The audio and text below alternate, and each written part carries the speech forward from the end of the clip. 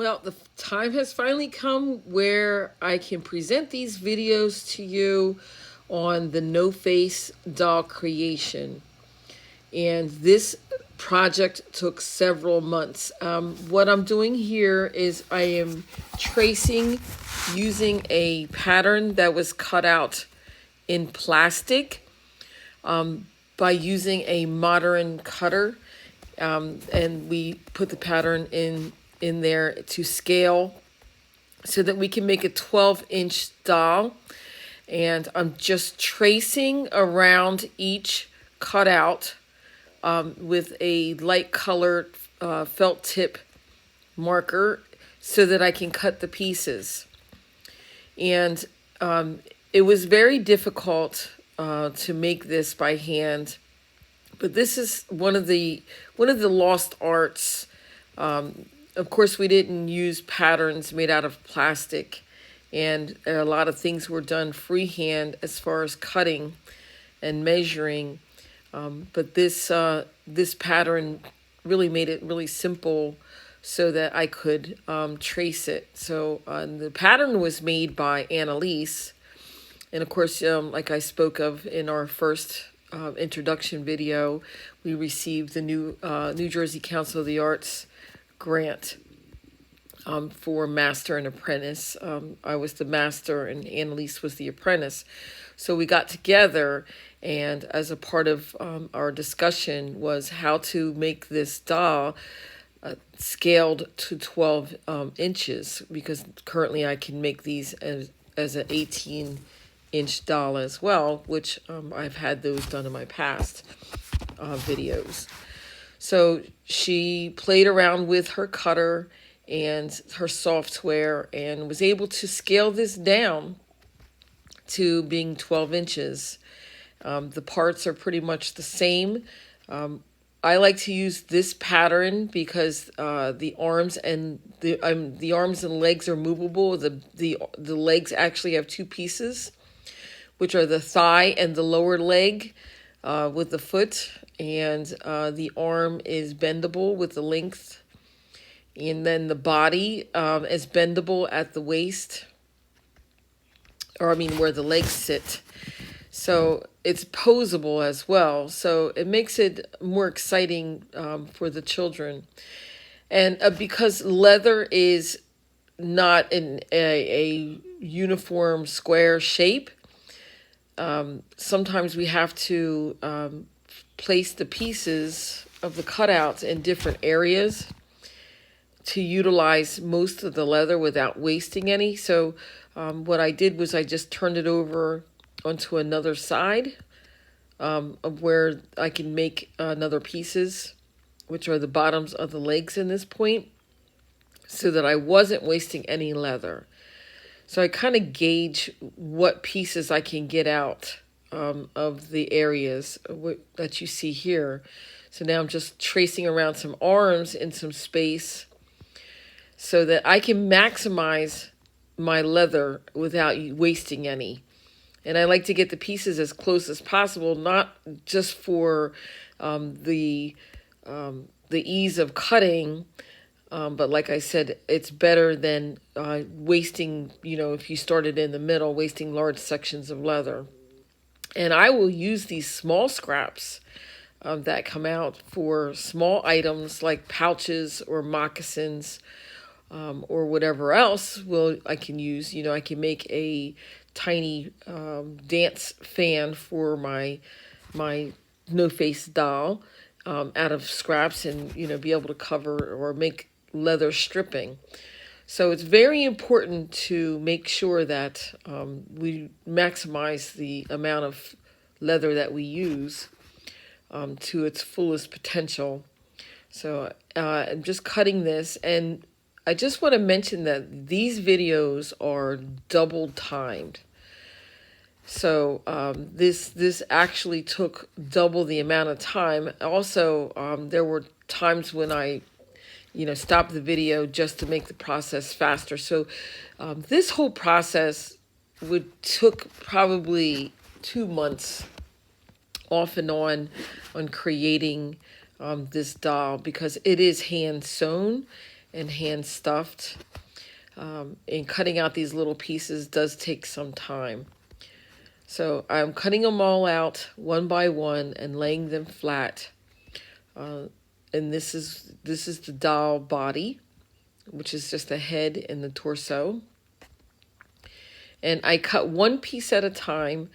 It's not as easy to cut the leather double. It is okay to double your leather and mark it, but it's very difficult, and a lot of times the pieces do come out crooked, especially the bottom piece. It may come out crooked, which sometimes it's hard to make these come out totally straight. The beauty is the imperfection, and it's a perfect imperfection. That is the beauty of the no-face doll. We do not put faces on anything, like we said earlier, because it is not our place to create a face. But these dolls were very important for the children, and some history says that the shamans and the spiritual wise leaders also used it for healing purposes. But we do not put faces on them because the material that we use, whether it be corn husk, leather, gourds, the material becomes the beauty of the doll. So therefore, no face is needed. And we're not, who are we to put a face on anything? Only the Creator can put a face on anything, which is us, or the animals, or anything else living in nature. So we can only just make the doll for the enjoyment of the children or whoever else wants to, see it. In our case now, we just, pose it on a shelf or use it for demonstration purposes. But, I just cut out one set of thighs, and now you can see it taking shape. The thighs, and then the legs go at the bottom of the thighs, and then the arms. So this is essentially all there is to these dolls until you get to the regalia part. Of course, you can make the regalia any way you want. You can make one-piece outfit, or you can make a two-piece outfit. You can really highly decorate it by using leggings, moccasins. You can adorn the hair, and there's many different things that you can do to make these dolls very beautiful. And I will say that it will probably last a few generations. These dolls, I know there are museum dolls or dolls in museums now that are still in really good shape.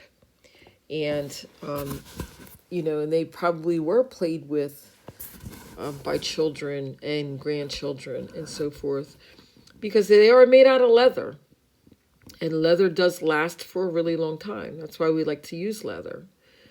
So, when I'm done cutting out these pieces, then the next videos will show that how to sew it together. But, this was a very enjoyable project. It took, like I said, many, many, many hours of showing and instruction. So therefore, I felt it very important that I video the process for the future generations so they can see, how to make the no-face doll. And, of course, there are different no-face dolls made by many people. There's not, there are antiques in the museums, and just like when we make our regalia, every doll is different. Every doll reflects the ideas of the creator of this doll. So no two dolls are going to be alike, and we always tell you, you be creative of how you want to adorn your doll. Do not make them all the same. Use different materials. Use beads if you like. Use natural porcupine quills.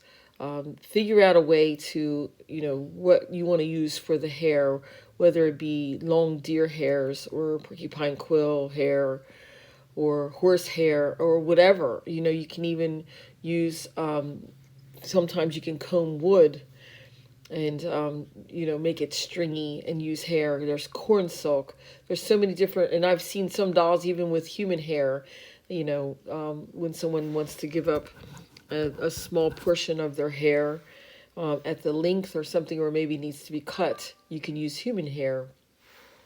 So there are many ways that you can adorn your doll to make it very beautiful. So, you know, we'll go over all of that as well. So it just takes some time. And like I said, this video was double timed. So this actually took me double the time that's showing to cut these pieces out. So, you know, and it's good to be very careful and not to have any notches, and to cut directly on the straight line, because it does make your sewing a lot easier. So now I'm working on the 4 parts of the arm. There's 2 parts for each part. So there's 2 parts for each arm. So that's 4 cutouts. And then there are 4 parts for each thigh. So that's 4 cutouts. And here's the finished product. Up next will be the legs.